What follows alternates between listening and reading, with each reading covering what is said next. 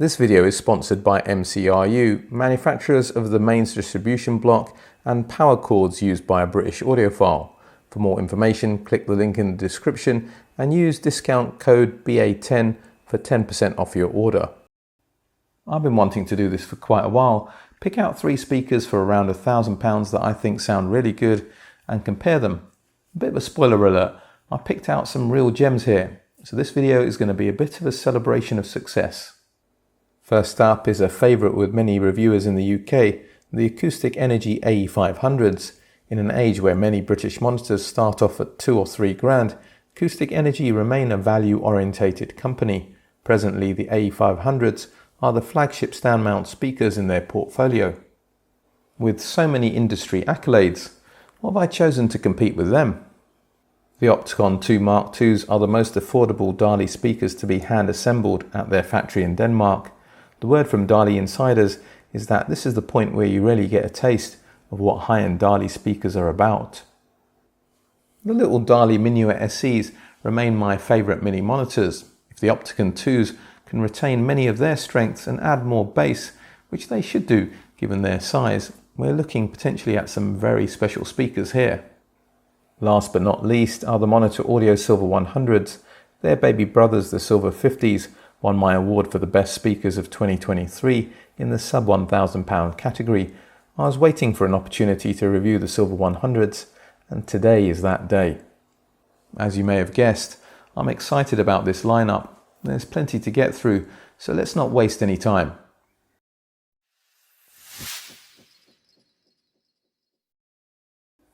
The Acoustic Energy 500s are available in 3 finishes: Piano Gloss Black, Piano Gloss White and American Walnut. The UK retail price is £1,049, regardless of the finish. The Realwood American Walnut veneer is stunning, a furniture grade finish that you'd expect on speakers 2 or even 3 times the price. They're comfortably the most premium looking speakers in this group test. They're also the smaller speakers by some margin. The AE500s measure 310 by 185 by 260 millimeters and weigh 8 kilograms. That's 12.2 by 7.3 by 10.2 inches and 17.6 pounds. The cabinet comprises 15mm thick MDF, but with an additional 3mm bitumen layer sandwiched in the middle. It helps to reduce cabinet resonances that can potentially colour the sound. The 125mm 5-inch midwoofer cone is constructed from a woven carbon fibre, a material that's normally the preserve of more expensive speakers. Carbon may be uncommon on midwoofers at this price, but it's highly unusual for tweeters, normally due to complexity of construction. Having the same material on the 25mm 1-inch tweeter can help to get a more consistent tonal balance across the drivers. On the rear is a slot-shaped port rather than a cylindrical one. This can help reduce chuffing noises. There's also one set of speaker binding posts of respectable quality. Now I understand why the Acoustic Energy 500s are so favoured by reviewers. Not only do they look fantastic, they're one of the most natural and neutral sounding speakers I've heard for the price. They're not going to wow you with one aspect of their performance, but it's hard to pick out any faults either. The AE500s have the politest bass of the 3 speakers being reviewed today. They're officially rated as going down to 45 Hz at -6 decibels, but realistically there wasn't much happening in my room below 50 Hz. I think most people will benefit from adding a subwoofer, but I'm not complaining given the size of the AE500s. There's a sensible balance achieved between bass weight and ensuring a clean low-end performance, and it's similar across the rest of the frequency range. The leading edges of the notes have a decent definition, and there's a beautiful body to flesh out vocals and lead instruments, as well as a reasonable decay to notes. This also highlights the capabilities of the tweeter. Upper harmonics are well preserved for a speaker in this class, easy to listen to all day without sounding rolled off or lacking in detail. There's good soundstage width and depth, and nothing to complain about when it comes to stereo imaging given the price of these speakers, but the sound does muddy up with more complex pieces of music and at average listening levels that exceed 80 decibels. I'm not veiling my enthusiasm though. I like these speakers.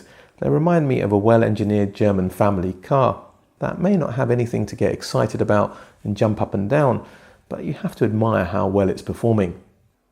Rock and classical symphony enthusiasts will be better off with the other two speakers in this group test, which both have considerably larger mid-woofer drivers.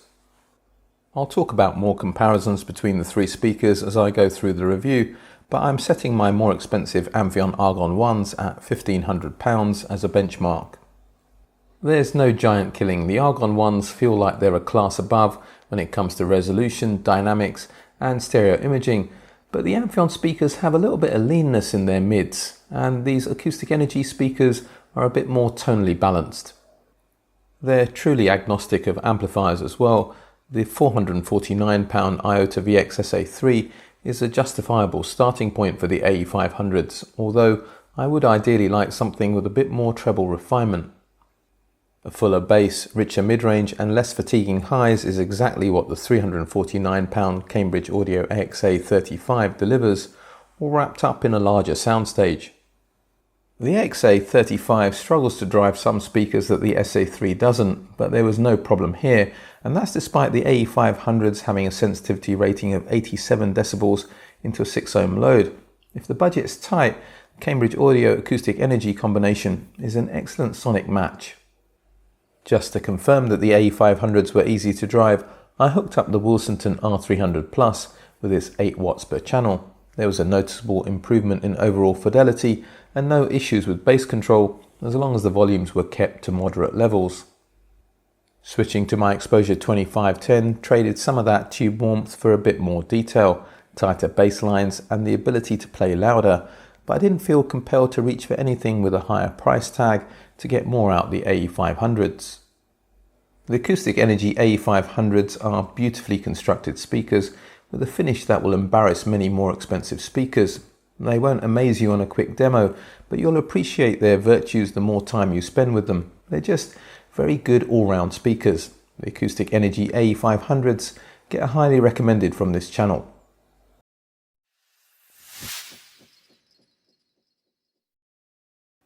Even though the Dali Opticon 2 Mark IIs are well constructed, they're not going to compete with the others here in the looks department, whether you go for the tobacco oak vinyl wrap, black ash or satin white finish. The trade-off is being manufactured in Denmark as opposed to China. The Opticons deploy some key Dali technologies though. The 165mm 6.5-inch paper pulp wood fibre midwoofer with its burgundy red colouring is a trademark of the brand across the ranges. The magnet structure uses patented SMC or soft magnetic material.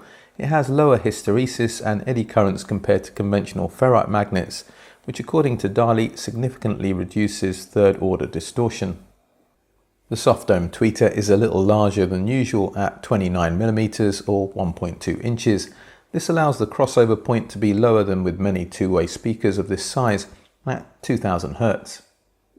The flared port on the rear is another way to attempt to reduce chuffing noises generated by dispelled air. The single set of speaker binding posts are acceptable for the price, but not quite as substantial as the ones on the AE500s. The Opticon 2s have a very similar sonic signature to the AE500s. Balanced is the best way to describe the sound. Nothing is exaggerated or overemphasized. Vocals and acoustic instruments in particular sound very natural. They can't compete with the AE500s for finish, but they are the slightly better sounding speakers, mainly because the Opticon 2s are larger and able to play louder and cope with dynamic swings easier. They're more open in the mid-range and high frequencies with a better sense of timing. These are small differences, but they're there, and it helps the Dalis to throw out the widest and deepest soundstage of all the three speakers in this test with the most precise location of performers within it. With simple compositions, they approach the levels of resolution achieved by my Amphion Argon 1s, but the gap becomes more noticeable when things get more complex. The little Dali Minuet SEs will also extract more information from recordings with obviously less bass. I can't help but wonder how close the Opticon 2s would get with the SE treatment, i.e. better crossover parts and speaker binding posts. The Cambridge Audio AXA35 doesn't have a manufacturer specified 4 ohm rating, so there's a risk of the amplifier overheating with these speakers, but I didn't run into any problems over hours of listening tests. Most speakers these days aren't correctly rated by manufacturers anyway. The minimum impedance shouldn't drop below 80% of the manufacturer's specified rating, but I'll save that rant for another day. If you want to play things safe with amplifiers like the Cambridge Audio AXA35 that don't have a 4 ohm rating, choose speakers from manufacturers that are rated at 8 ohms. Or use the Opticon 2s with amplifiers that have a 4 ohm rating, like the IOTA VXSA3. It emphasises the frequency extremes more than the Cambridge amplifier, but the synergy between these two was just fine.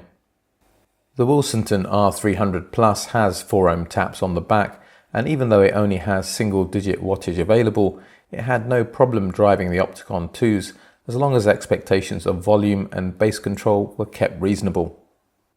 Unsurprisingly, my Exposure 2510 is the amplifier I'd choose to get the Opticon 2s singing. As system is only as good as its weakest component in terms of resolution, tone and control, the Exposure ticked the boxes. In order to hit the market for less than £1,000, the Opticon 2s lose fancy finishes so they can be hand-built in Denmark. But in terms of sound quality, in comparison to the nicely finished speakers that you get from China, they lose nothing in terms of sound quality. If they showed a bit more composure with busy recordings, they'd be a candidate for top honours. But as they stand, they sound very detailed and natural with less energetic stuff. The Dali Opticon 2 Mark IIs get highly recommended from this channel.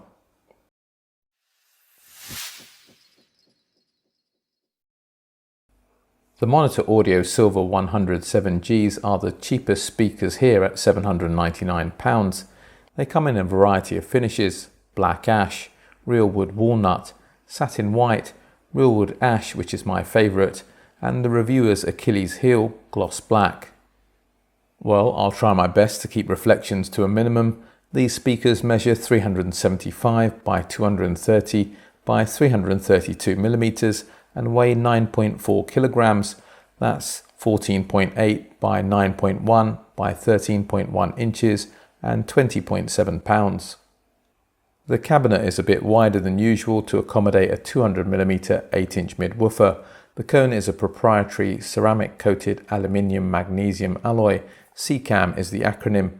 I discussed the technicalities of this approach in my Silver 50 review. The 25mm 1-inch tweeter also uses a CCAM cone.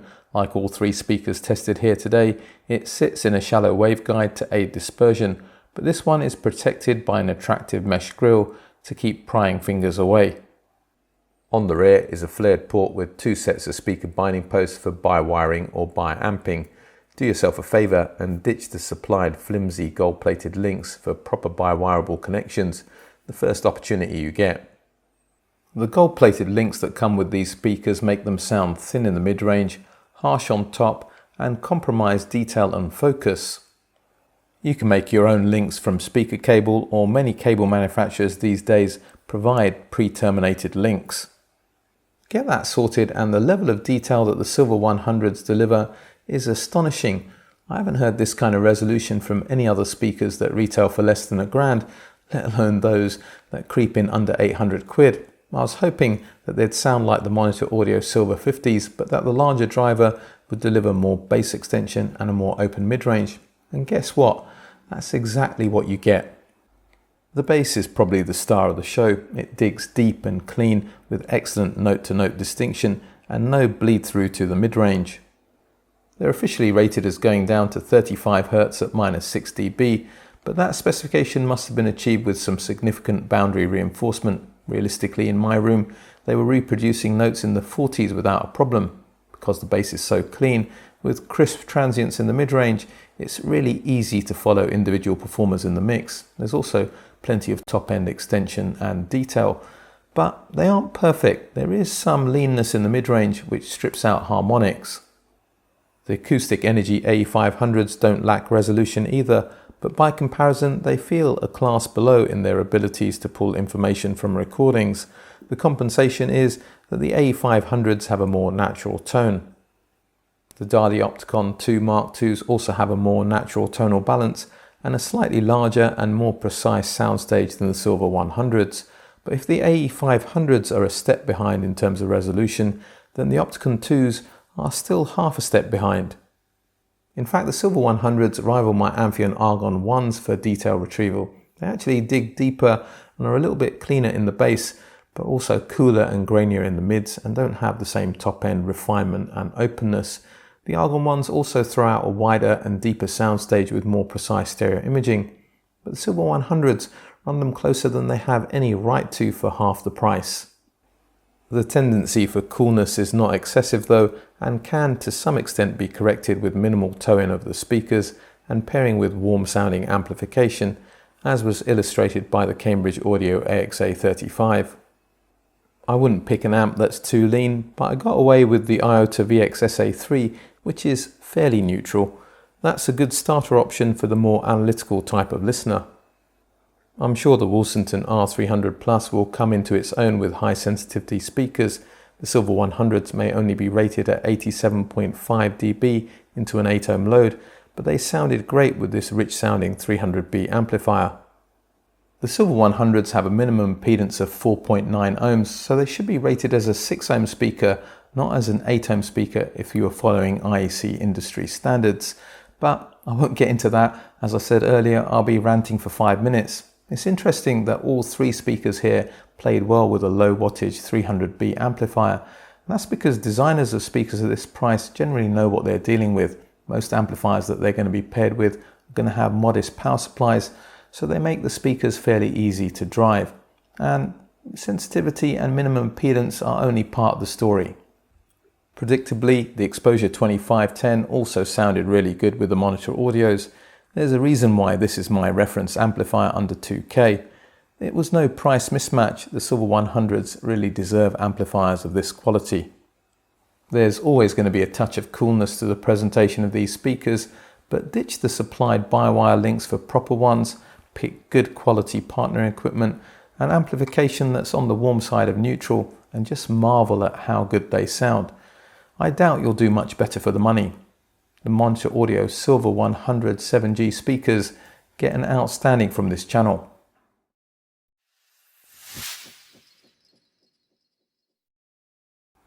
I don't believe that newer is always better. There's plenty of great stuff from decades gone by that still sounds really good today, but I bet you it was a lot more expensive back then.